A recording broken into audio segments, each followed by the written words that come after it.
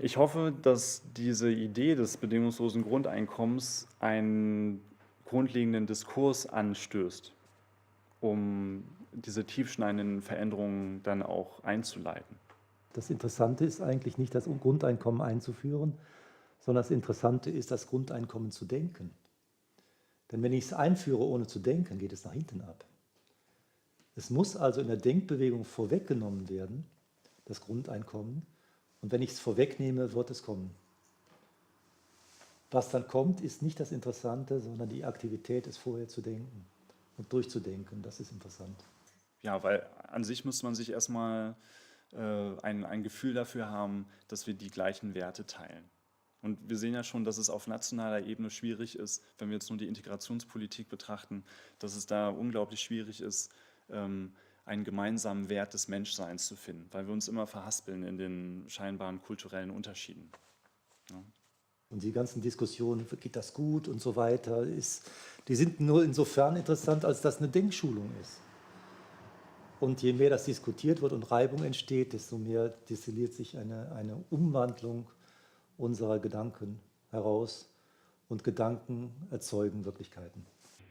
Und die entscheidende Frage ist, mit was für einer Haltung, mit was für einer Entwicklung, die damit zusammenhängt, kommt das bedingungslose Grundeinkommen? Kommt es aus Aspekten, die diese schwere Aufgabe aufnehmen, sich mal mehr klar zu sein, was heißt eigentlich Menschsein? Wie sind heute die Zusammenhänge? Was ist Geld? Was ist Wirtschaft? Was ist Globalisierung wirklich? Kommt es aus einer Haltung, die, sagen wir mal, für den Menschen ist, wirklich und nicht nur nominell? Oder kommt es aus einer Haltung, die sparen will, die Unruhen beseitigen will, die was weiß ich will, also die eigentlich in einem ganz alten Kastendenken bleibt?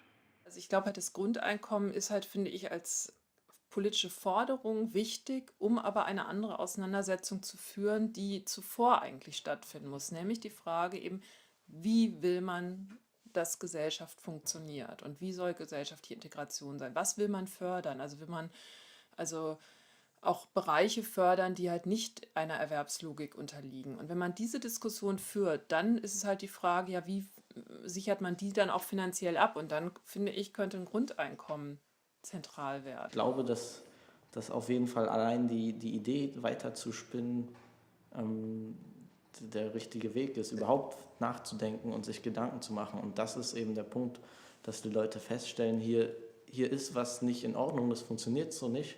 Und es gibt Alternativen zu dem System. Es ist nicht so, dass es nur so geht, sondern es gibt auch Alternativen. Und über diese Alternativen nachzudenken, ist, glaube ich, ein schöner gemeinsamer Prozess, an dem viele zusammen diskutieren. Und vor allen Dingen ist das Grundeinkommen eine der wenigen Ansätze, in denen wirklich dieses System sich auch entwickelt. Es ist ja